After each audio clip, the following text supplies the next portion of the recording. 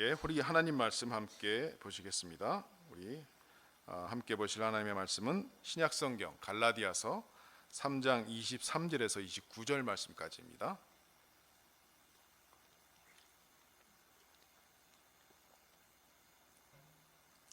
신약성경 갈라디아서 3장 23절에서 29절 말씀, 저와 여러분이 한 절씩 교독하시겠습니다. 제가 23절 말씀 먼저 읽겠습니다. 믿음이 오기 전에 우리는 율법 아래에 매인 바 되고 계시될 믿음의 때까지 갇혔느니라.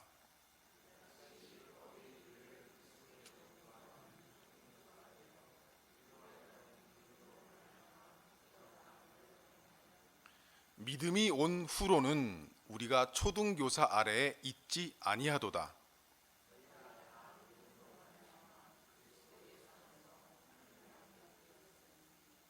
누구든지 그리스도와 합하기 위하여 세례를 받은 자는 그리스도로 옷 입었느니라.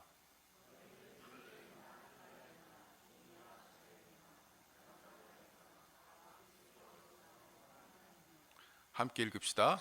너희가 그리스도의 것이면 곧 아브라함의 자손이요 약속대로 유업을 이을 자니라. 아멘. 율법이 아닌 믿음이라고 하는 제목으로 하나님 말씀 증거하겠습니다. 지난주에 제가 아브라함의 자손이라고 하는 제목으로 믿음으로 말미암은 자는 아브라함의 자손이다, 혈통과 또 어떤 것 상관없이 우리 한국 사람들도 또 일본 사람들도 중국 사람들도 믿음을 가진 자는 아브라함의 후손이 되고 또 그와 함께 받는 복을 누리는 자다라고 말씀을 드렸습니다. 여러분 믿으십니까? 우리 옆 사람에게 당신은 아브라함과 함께 복을 누릴 자입니다, 이렇게 한번 말씀하시고 한번 격려하겠습니다. 자, 시작. 당신은 아브라함과 함께 복을 누릴 자입니다. 예. 자, 얼마 전까지 재미있게 본 드라마가 하나 있었습니다. 녹두꽃이라는 드라마였는데요, 동학 농민혁명이라고 하는 역사적인 배경을 가지고 조선 말기에 변화하는 시대상을 그린 작품이었습니다. 드라마의 내용에도 나오지만 당시의 조선은 가보개혁을 통하여 신분제도를 폐지합니다. 1886년 2월 6일 고종 황제는 노비세습제를 폐지하고 조선에서 봉건사회의 폐막을 알렸습니다. 태어날 때부터 엄격한 신분을 타고 나게 되는 이 노비제도는 봉건주의 사회하에 존속하다가 이 동서양을 막론하고 18세기, 19세기에 들어서면서 자유와 평등에 대한 인식의 계몽에 따라 역사 속에서 완전히 사라지게 되었습니다. 서양의 노예제도 폐지는 18세기 영국의 주교 윌리엄 윌버포스의 56년간에 걸쳐 장기간의 투쟁의 역사로 거슬러 올라갑니다. 윌리엄 윌버포스라고 하는 사람은 이 노예제도를 폐지안을 상정해서 그의 평생을 일관되게 투쟁하여서 결국 19세기 초반에 영국에서는 노예제도가 폐지되기에 이르렀습니다. 이 하나의 법안을 위해 56년간 싸웠다는 것입니다. 이 여파를 타고 1860년대 미국에서는 링컨 대통령의 지도하에 노예제도가 폐지가 되고 이를 이끌어낸 남북전쟁이 전개되었습니다.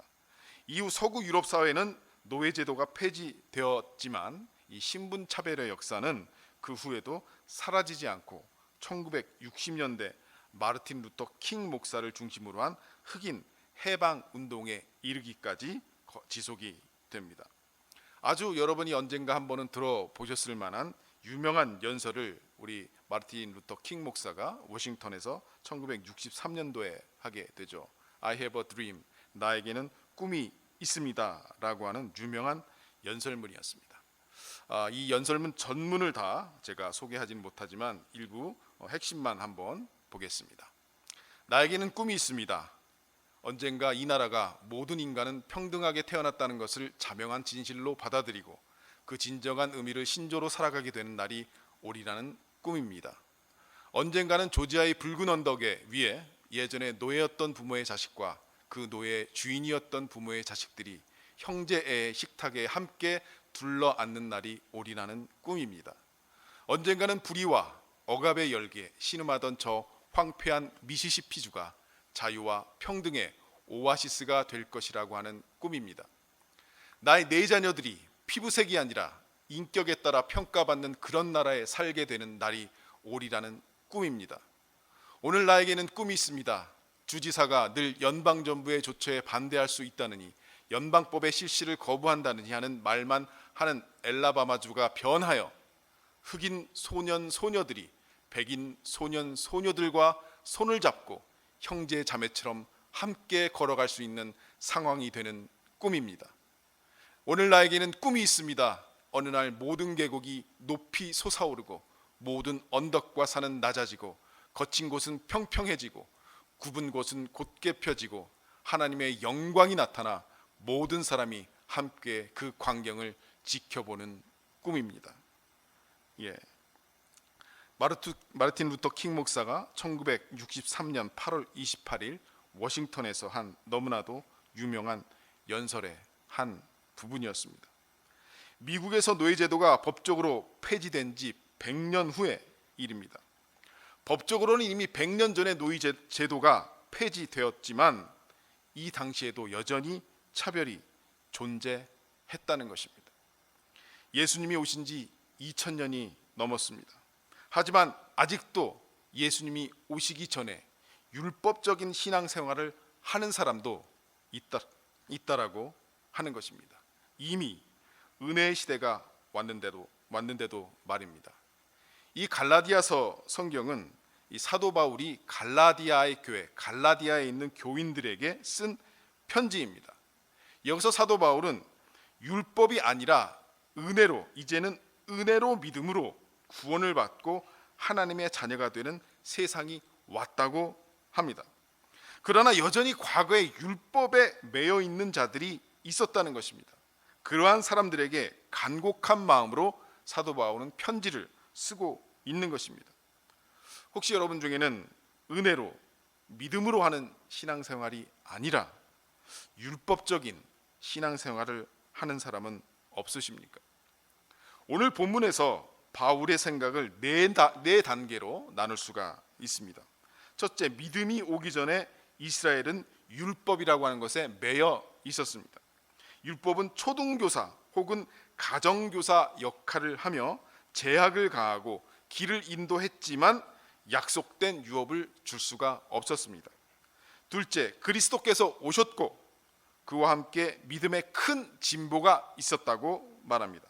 셋째, 어떤 남자와 여자든 믿음으로 그리스도와 연합하면 의롭다 칭함을 받고 하나님의 자녀가 되어 아브라함에게 주신 약속의 상속자가 되었습니다.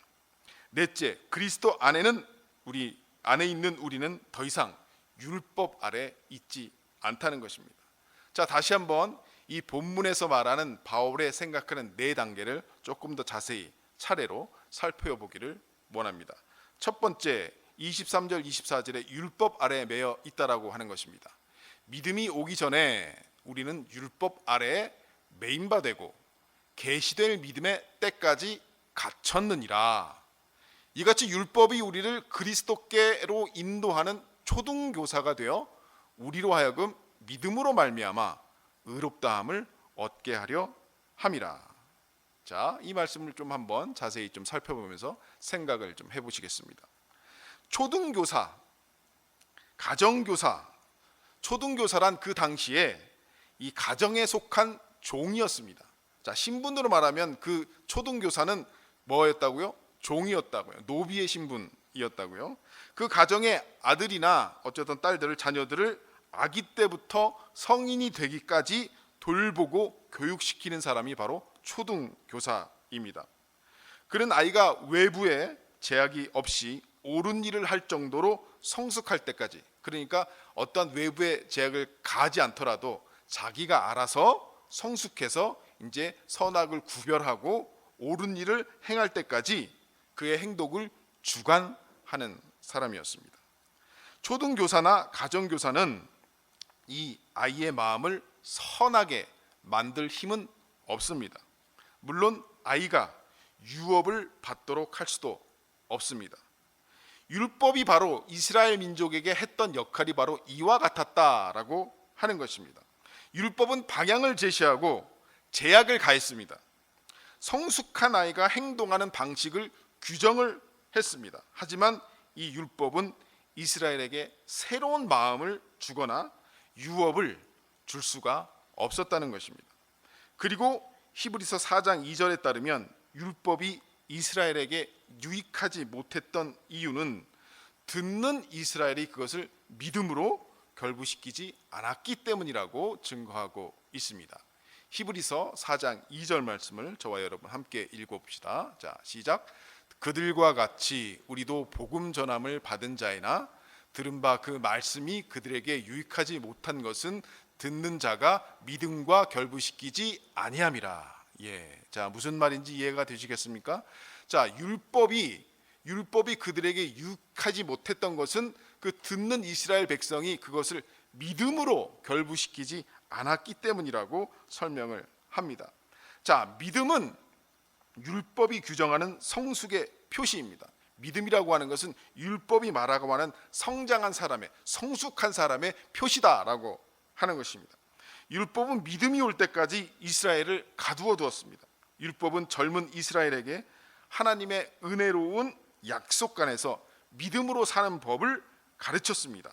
하지만 그에 대한 이스라엘의 반응은 대체로 사춘기에 하는 그런 반항적인 반응과 같았다라고 하는 것입니다. 자, 율법은 이스라엘에게 하나님의 은혜로운 약속 안에서 믿음으로 사는 법을 가르쳤다라고 하는 것입니다. 그런데 반응을 잘못했다라고 하는 것입니다. 대부분의 이스라엘 백성이 스스로를 겸허히 낮추지를 않았습니다. 그래서 율법은 이스라엘 백성의 죄를 드러냈고 하나님이 이스라엘 백성의 우둔한 마음을 제하고 그분을 신뢰하는 마음을 주실 때까지 그들을 율법이라고 하는 제약 아래 가두어 두었습니다.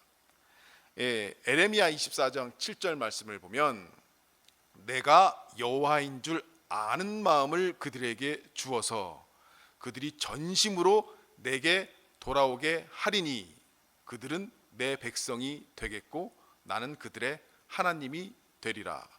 자, 어떤 마음을 주시겠다고요? 내가 여호와인 줄, 하나님인 줄 아는 마음을 그들에게 주겠다라고 말씀하셨는데 이 말씀을 하시기 전까지는 그 율법의 제약 아래 이스라엘 백성이 가두어졌다라고 하는 것입니다. 자, 2000년이 지난 오늘날에도 이런 방식으로 율법은 일을 합니다. 여러분이 하나님을 신뢰하고 그분의 긍휼을 구하는 마음이 없다면 율법이 엄한 교사에게 받는 부담스럽고 불쾌하고 하기 싫은 의무 목록처럼 느껴질 것입니다. 하나님만을 경배해야 돼. 부모를 긍휼해야 돼. 거짓말하지 말라. 간음하지 말라. 이렇게 계속 뭔가 이것도 하면 안 되고 저것도 하면 안 되고 교회 가니까 또 술 담배도 하지 말라고 그러네. 이거 너무너무 막 이렇게 부담 목록처럼 느껴진다면 여러분 똑같은 그 이스라엘 백성과 마찬가지로 여러분도 그 율법이라고 하는 것이 여러분들을 제약하고 있다라고 하는 것입니다.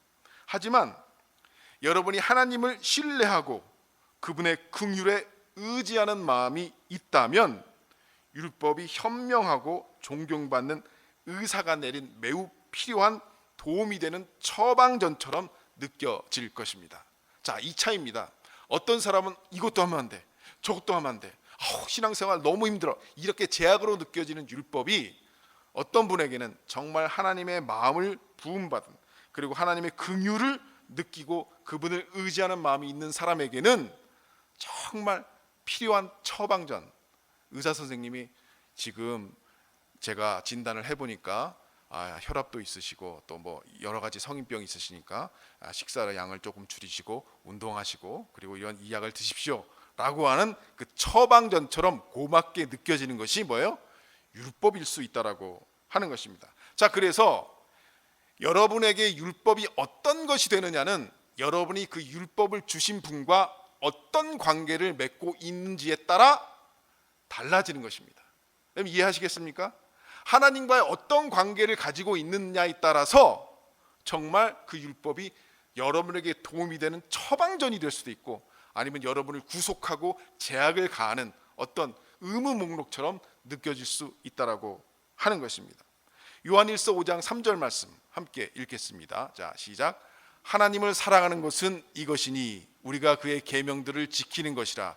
그의 계명들은 무거운 것이 아니로다.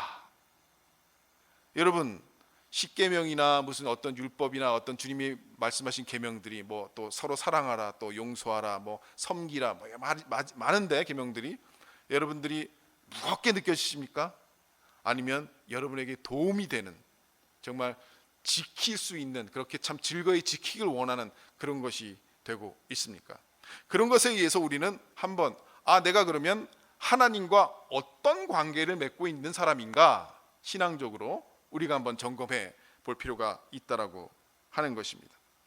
하지만 이스라엘 민족에게 율법은 대체로 복을 얻기 위해 필요한 뭔가 부담스러운 의무 목록이었습니다. 이것도 해야지 복 받지, 저것도 해야지 복 받지, 이렇게 하면 저주를 받고, 이렇게 해야지 복을 받는데 이것도 행해. 그래서 뭐 바리새인들은 그런 율법을 갖다가 더 구체화시켜서 365가지의 그 해야 될 계명들, 또 뭐 200몇 가지 하지 말아야 할 계명들을 쫙 지켜놓고 주일 성수를 해야 되니까, 안식일을 잘 지켜야 되니까 일하면 안 되고. 지금도 그렇게 살아가는 사람이 있어요, 없어요? 있습니다. 유대인들 중에는, 예수님을 모르는 사람들 중에는 그런 율법을 지금도 철저히 지켜서 어떻게 하면 더 무슨 걸음은 거리를 집 밖에서 얼마 이상 나가면 일이 되기 때문에 나가지를 않아요, 안식일날. 어떤 그 목사님이 그 이스라엘 거기서 이제 유학을 하시다가 그런 이제 유대인 이렇게 친구를 사귀게 되었는데, 안식일날 갑자기 전화가 왔더래요. 거기 더운 지방 아닙니까? 근데 냉장고 코드가 빠졌대요. 그래서 코드를 와서 좀 꽂아달라고 전화를 하더래요. 냉장고 코드를 꽂으면 일이 되는 것입니다. 그래서 율법을 어기는 것이 돼요. 그런데 친구한테 전화하는 건 일이 아니에요. 그러니까 친구한테 전화해서 부탁해가지고 그 친구가 와서 꽂으면 그건 죄가 안 돼요. 이렇게 율법에 매여서 아직도 살아가는 사람들이 있다라고 하는 것입니다.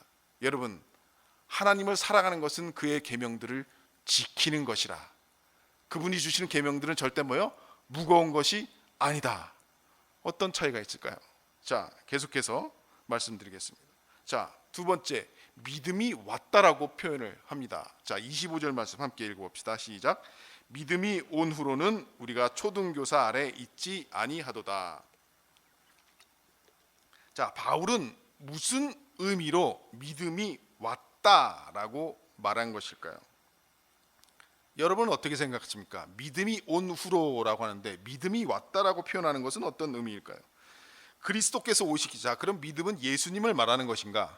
자, 그럼 예수님이 오시기 전에는 이스라엘 백성 가운데 구원받을 만한 믿음을 가진 사람이 한 명도 없었다고 생각하십니까? 그럴까요? 아니죠. 아브라함은 예수님이 훨씬 오기 이전의 사람이죠, 그렇죠? 아브라함에게는 뭐가 있었습니까? 믿음이 있었습니다. 히브리서 11장에 보면 율법의 시대로부터 믿음의 조상들을 쭉 열거를 하고 있습니다. 따라서 바울은 그리스도께서 오시기 전에 믿음을 가진 사람이 없었다는 뜻으로 말한 것이 아니라는 것입니다. 혹은 그리스도께서 오시기 전에는 뭔가 일한 것에 근거하여, 뭔가 우리의 행위, 그러니까 율법을 지켰냐 잘 지켰냐 이런 것에 근거하여서 의롭다 여김을 받았다는 의미도 아닙니다. 여러분 착각하시면 안 됩니다. 예수님이 오기 전에는 율법의 시대였고 예수님이 온 후에는 은혜의 시대였다, 이렇게 우리가 잘 배우고 또 생각할 수 있잖아요. 그래서 예수님이 오기 전에는 사람들이 율법을 잘 지키나 안 지키나 이것을 봐가지고 너 천국 지옥 이렇게 하셨다라고 생각하면 오해입니다. 그렇게 생각하시면 안 됩니다. 자, 그러니까 예수님이 오시기 전에도 무엇으로 말미암아 구원을 받은 거예요? 믿음으로 말미암아 구원을 받은 거예요. 아브라함이 그렇죠? 믿음으로 말미암아 의롭다 하심을 얻었다고 하지 않았습니까? 자, 믿음으로 의롭다 여김을 받은 사람은 구약 시대에 늘 있었습니다. 그리고 엘리야 시대에도 열왕기 상하 이렇게 보면 엘리야 시대에도 바알에게, 이 바알과 이렇게 엘리야가 막 이렇게 그 갈멜산에서 한번 이렇게 막 그 전투를 하잖아요. 그래가지고 이렇게 아무도 없고 그다음에 이제 하나님이 불로 응답하시는 막 그런 사건이 있을 때에도 하나님은 바울에게 무릎 꿇자 아니한 그 믿음의 신실한 자가 7,000명이나 있다고 말씀을 하셨습니다. 아무리 폐역하고 아무리 죄악되고 아무리 우상숭배가 창궐한 시대였어도 분명히 하나님의 믿음을 가진 사람이 있었다 없었다? 있었다는 것이에요. 그래서 우리는 믿음으로 말미암아 구원을 얻는 것입니다. 자, 그러면 바울이 믿음이 온 후로는 이라고 말하는 것은 도대체 무슨 의미일까요? 바울이 믿음이 왔다라고 말한 의미는 하나님의 은혜로 구속 역사에서 한 시기가 도래했고, 이 시기에 수많은 사람, 특히 이방인들이 하나님의 말씀에 믿음으로 응답했다, 반응했다, 리스판스 했다라고 하는 것입니다. 자, 그래서 믿음이 왔다는 것은 수많은 사람이 믿음을 갖게 되는 엄청난 움직임이 시작되었다는 것입니다. 그들의 특징은 어린아이처럼 하나님의 긍휼, 하나님이 나를 불쌍히 여기는 것을 믿고 신뢰하는 것입니다. 율법이 선포되었을 때는 그것이 믿음과 크게 결부가 되지 못했습니다. 하지만 복음이 선포되자 많은 사람이 믿고 구원을 받게 됩니다. 그러한 움직임이 전 세계로 퍼져 나가게 되었다라는 것입니다. 그래서 바울은 뭐예요? 뭐가 왔다? 믿음이 왔다라고 말한 것입니다. 율법은 노력해서 구원을 얻으라고 가르쳤고, 복음은 믿음으로 아무 공로 없이 구원을 얻게 된다고 가르쳤기 때문에 그렇게 된 것이 아닙니다. 오해하면 안 된다고 그랬죠. 결코 그렇지 않습니다. 자, 율법이나 복음이나 구원은 믿음으로 값없이 받는 것이라고 가르칩니다. 여러분 한번 같이 읽어봅시다. 자, 시작. 율법이나 복음이나 구원은 믿음으로 값없이 받는 것이라고 가르칩니다. 자, 그리고 둘 다 이러한 믿음이 진짜임을 보여주는 증거가 뭐냐? 순종이라고 말하는 것입니다. 복음이 수많은 사람으로 믿음을 얻게 한 반면 율법이 사람들을 죄 안에 가두어둔 이유는 복음 선포가 강력한 역사와 함께 일어나면서 성령께서 듣는 사람의 마음을 열어주셨기 때문입니다. 고린도후서 4장 6절 말씀이 이를 증거하고 있습니다. 함께 읽어보겠습니다. 시작. 어두운 데 빛이 빛이라 말씀하셨던 그 하나님께서 예수 그리스도의 얼굴에 있는 하나님의 영광을 아는 빛을 우리 마음에 비추셨느니라. 그래서 과거와는 달리 많은 사람들이 그 복음이 선포되자, 예수 그리스도의 복음이 선포되자 믿음을 갖게 되었고, 그 믿음으로 말미암아 구원을 받게 되었다라고 하는 것입니다. 결국 믿음이 왔다는 것은 하나님이 에스겔서 36장 26절에서 27절에 새 마음을 주겠다고 약속하신 것을 이루셨다라고 하는 의미입니다. 우리가 지금 7, 8월 에스겔서 지금 성경 묵상하고 있는데, 이 36장 26절 27절이 없으면 참 우리는 에스겔서 묵상하기가 좀 힘들 거예요. 그러나 이 말씀이 있다라고 하는 것입니다. 함께 읽어보겠습니다. 또 시작. 또 새 영을 너희 속에 두고 새 마음을 너희에게 주되 너희 육신에서 굳은 마음을 제거하고 부드러운 마음을 줄 것이며, 또 내 영을 너희 속에 두어 너희로 내 율례를 행하게 하리니 너희가 내 규례를 지켜 행할지라. 무엇이 다른 거예요? 이제 마음을 주신 거예요. 그때는 이전에는 율법이 막 의무 목록 같았어요. 그런데 뭐예요? 아, 하나님이 내 마음 속에 그럴 수 있는 부드러운 마음을 주시고 새 마음을 주셔서, 아, 의사 선생님이 내 건강을 위해서 이렇게 하라고 하는 것들을 참 즐기는 마음으로, 그것들을 받아들이는 마음으로 그렇게 생각할 수 있다라고 하는 것입니다. 자, 하나님이 마음을 열고 확신을 주는 이 성령의 역사를 그리스도의 복음에 수반되도록 하지 않으셨다면 이 복음은 율법과 마찬가지로 우리를 그저 죄 아래 가두었을 것입니다. 너 예수님 믿어 안 믿어? 안 믿어요? 넌 죄인이야. 뭐 이런 식으로 가둘 수 있다라고 하는 것이죠.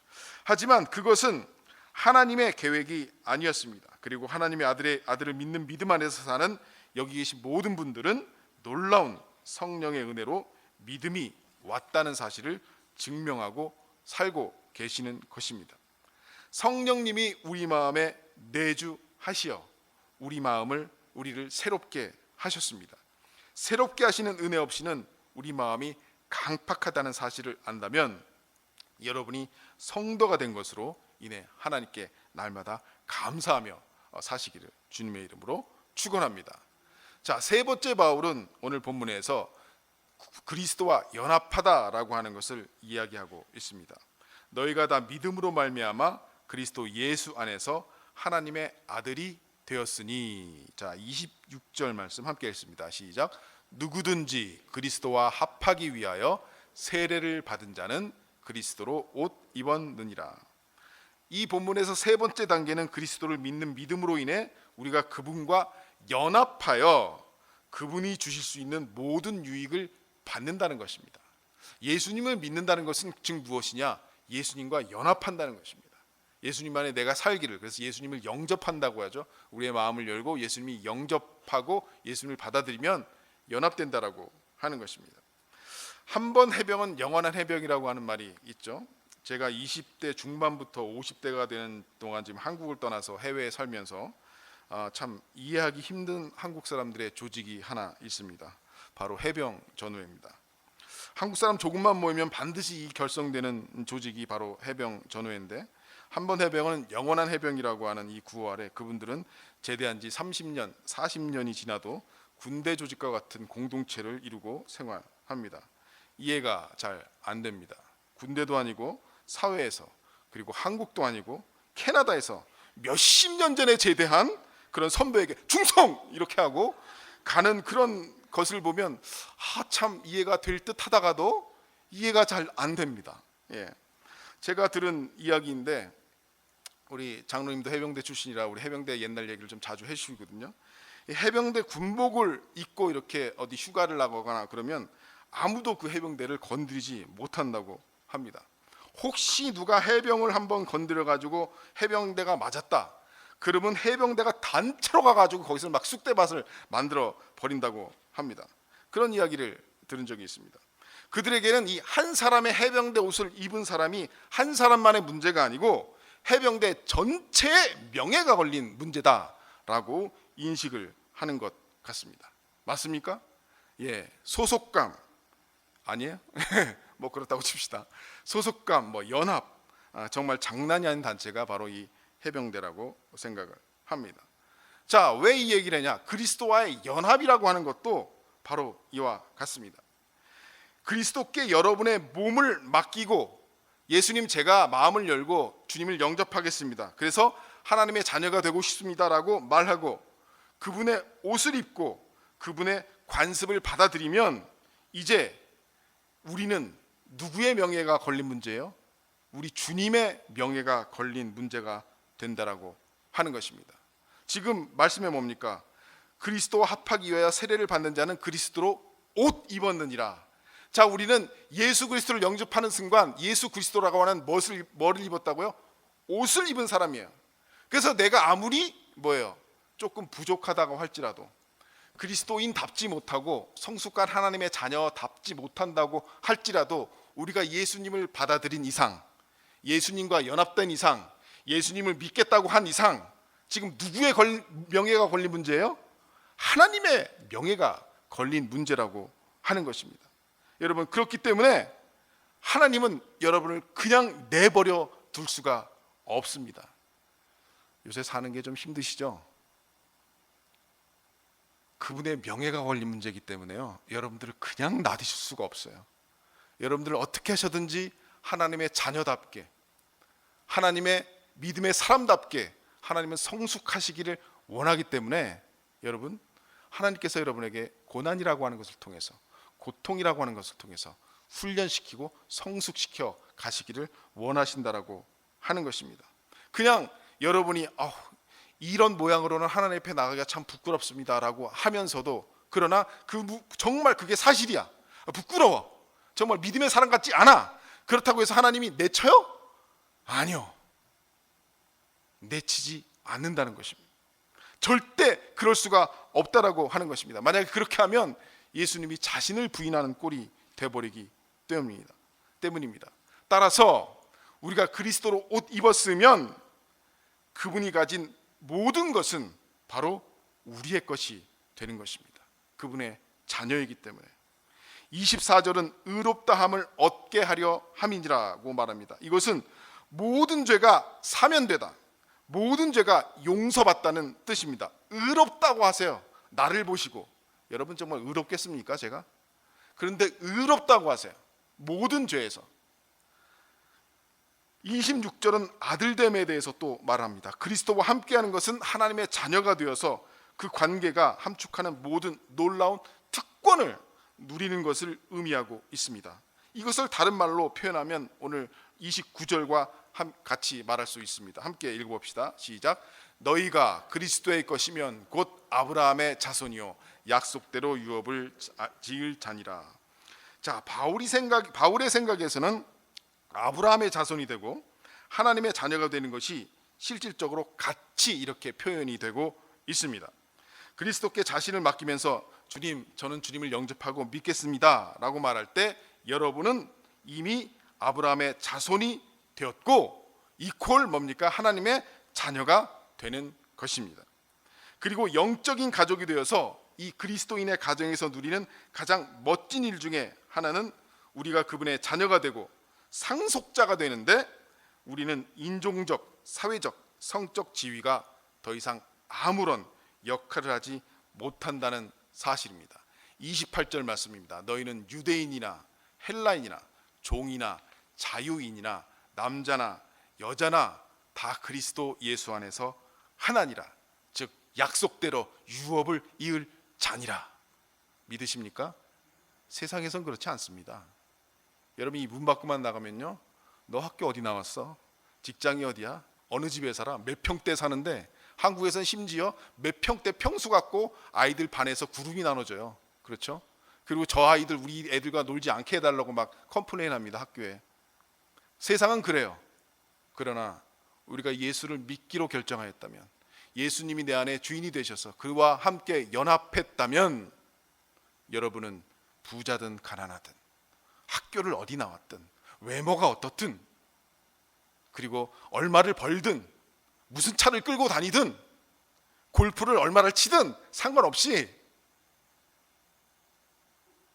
모든 사람이 뭐예요? 다 하나님 안에서 자녀가 되고 그분의 유업을 누리는 특권을 누리는 자라고 하는 것입니다. 믿으십니까? 예. 그래서 자신이 유대인이라서 혹은 자유인이라서 혹은 남자라서 주님의 집에 거할 수 있고 더 많은 유업을 받을 것이라고 생각했던 이 뻔뻔한 사람들, 이 유대인들, 이 글을 읽고 있었던 그때 당시 갈라디아에 있는 이 유대인들에는 굉장히 분노가 치밀었을 겁니다. 아니, 우리는 이스라엘 민족인데 아브라함의 자손인데 혈통적으로 아브라함의 자손이고 우리가 이렇게 율법을 지키는 자인데 저 할례 받지 못한 자들, 이렇게 차별하고 있었다라고 하는 것입니다. 그런데 이런 사람들이 이 말을 읽으면 굉장히 분노가 치밀었겠죠. 그리스도 안에서 유대인과 이방인은 동일한 시민이요 하나님의 권속이라고 하는 것입니다. 주인과 종은 오직 하늘의 한 분 상전을 모시고 있으며 그분은 편견이 없다라고 하는 것입니다. 그리고 남편과 아내는 생명의 은혜를 함께 이어받을 것입니다. 그리스도께서 우리를 그분의 보호와 보살핌 아래 두실 때 오직 믿음을 근거로 하시기 때문입니다. 오직 그것의 근거가 되는 것이 무엇이라고요? 믿음, 예수님을 믿는 믿음, 영접하는 믿음입니다. 그래서 우리가 자랑할 수 있는 어떤 인종적이거나 사회적이거나 성적인 근거도 모두 사라지게 되는 것입니다.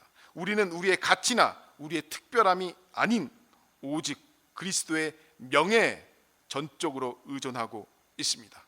예수님의 명예, 우리의 그리스도로 옷을 입었기 때문에 우리의 자질과 상관없이, 우리의 신분과 상관없이, 우리의 가진 것과 상관없이 우리는 그분의 자녀요, 그분의 명예가 걸린 사람들이라고 하는 것입니다. 자, 네 번째, 이제 바울은 더 이상 초등교사 아래 있지 않다라고 말하는 것입니다. 네 번째는 간단합니다. 더 이상 초등교사, 즉 율법 아래 있지 않다라고 하는 것입니다. 그러면 초등교사, 율법 아래 있다는 것은 무엇일까요? 이것은 하나님의 명령을 순종할 힘이 없는데 하나님의 명령에 중압감을 느끼는 상태를 말합니다.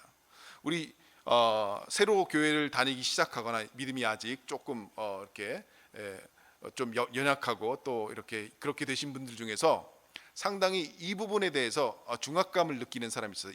왜냐하면 그것은 그 사람이 정말 거룩하게 사느냐 안 사느냐가 문제가 아니라 믿음을 이해하지 못하기 때문에, 그리스도와 연합된다는 것이 무엇이고 내가 그리스도를 옷 입었다라고 하는 것이 무엇인지 이해하지 못하기 때문에 교회 나가면 이것도 하지 말아야 돼요. 매주 교회 나가야 돼요. 뭐 놀러 가고 싶은데 뭐 이런 것도 굉장히 큰 중압감을 느끼는 것이죠. 그런데 만약 그런 중압감으로 신앙생활을 한다면 우리는 율법적으로 생활을 한다라고 하는 것입니다. 자, 여러분은 그런 상황에서 반발하거나 아니면 자기 힘으로 어떻게 해보려고 애쓸 것입니다. 둘 중 어느 경우든 율법은 우리를 죽이는 것이 된다라고 하는 것입니다. 고린도 후서 3장 6절 말씀인데 제가 조금 실수한 것 같습니다. 이걸 안 넣었네요. 제가 읽어드릴게요. 고린도후서 3장 6절 말씀인데, 그가 또한 우리를 새 언약의 일꾼 되기에 만족하게 하셨으니 율법 조문으로 하지 아니하고 오직 영으로 함이니 율법 조문은 죽이는 것이요 영은 살리는 것이라 라고 하는 말씀이 이렇게 있습니다. 더 이상 우리는 이제 율법과 그런 관계에 있지 않다는 것입니다. 율법이 우리를 죽이는 것이 아니라고 하는 것입니다. 우리는 율법이라고 하는 사다리를 타고 하늘에 올라가려고 막 발버둥 치면서 치는 그런 율법 아래 있지 않다라고 하는 것입니다. 주일도 지켜야 돼. 무슨 11조도 하래네. 그러다가 저 사람을 사랑하래. 쭈르륵 미끄러지죠. 그러다가 또 거짓말하지 말래. 그래. 그러다 또 쭉 미끄러지고, 그런 율법을 막 하늘 구원을 향해서 올라가는 사다리처럼 이렇게 인식하고 있다면 그런 율법은 우리를 가두는 것이지만 그렇지 않다라고 하는 것입니다. 이 율법이라고 하는 사다리를 이렇게 한번 쓰러뜨려 봤다고 생각해 보십시오. 여러분 앞에 사다리가 쫙 긴 것이 내렸다. 그것은 마치 무엇과 같습니까? 기찻길과 같이 이렇게 되는 거예요. 바로 그 율법은 우리를 인도하는 뭡니까? 인도하는 그 우리를 지싱듯이 이렇게 표시등 같이라고 되는 것 같이 된다라고 하는 것입니다. 여러분, 또 이런 예화를 또 드릴 수 있습니다. 마치 율법이 이런 것 같아요. 우리가 처음 운전을 배워서 여기는 시속 50km, 시속 40km, 스쿨존, 스톱사인, 신호등, 이거 막 지키나. 여기 주차하면 또 안 되네. 장애인 구역이니까. 이런 걸 막 지키기 너무 막 이렇게 힘들어요. 근데 우리가 은혜를 받았다, 그리스도로 옷 입었다라고 하는 것은 이거 딱지 떼면 100불, 이거 300불, 400불, 어떡하지? 막 이렇게 중압감을 느끼죠. 그런데 우리가 아무리 신호 위반을 하고 교통 위반을 하면서 운전을 해도 예수님이 이미 어떻게 하셨다요? 해결하셨어요. 우리가 지을 죄를 해결하셨어요. 그래서 이미 아무리 우리가 교통을 위반을 해도 갚을 수 있는 모든 돈을 다 이미 페이를 해버리셨어요. 한마디로 한 1조 달러 되는 돈을 이미 페이하셨어. 그래서 내가 아무리 딱지를 하루에 100번씩 떼어도 아무리 해도 1조 달러가 안 돼. 그래서 우리는 뭐예요? 율법 아래 있지 않다라고 하는 것이에요. 근데 뭐가 바뀌었냐? 하나님이 뭘 주겠대요? 새 마음을 주겠대요. 성령으로 말미암아 새로운 마음을 주셔가지고 이제 막 그런 중압감에 의해서 교통법규를 지키는 것이 아니라 이제 내가 신호를 잘 지키고 싶어. 그리고 속도를 잘 지키고 싶어. 그리고 안전한 곳에 파킹하고 싶어. 차선 변경할 땐 꼭 깜빡이를 넣고 싶어. 이렇게 우리의 뭐가 바뀐다? 마음이 바뀐다라고 하는 것입니다. 이것이 바로 갈라디아서 5장 18절의 말씀입니다. 함께 읽어봅시다. 시작. 너희가 만일 성령의 인도하시는 바가 되면 율법 아래에 있지 아니하리라. 이해가 되십니까? 하나님께서 우리에게 성령을 주시면 정말 미웠던 사람도 막 사랑하고 싶어져. 그렇죠? 성령이 충만하게 되면 정말 그런 법들이 즐기는 것이 즐거워져. 그렇게 되겠다라고 하는 것입니다. 우리가 하나님의 약속을 신뢰할 때 성령님께서 우리의 삶을 변화시켜 주십니다. 그래서 우리는 하나님이 사랑하시는 것을 사랑하고 하나님이 미워하시는 것을 미워하게 되는 것입니다. 그것이 자연스럽게 되는 것입니다.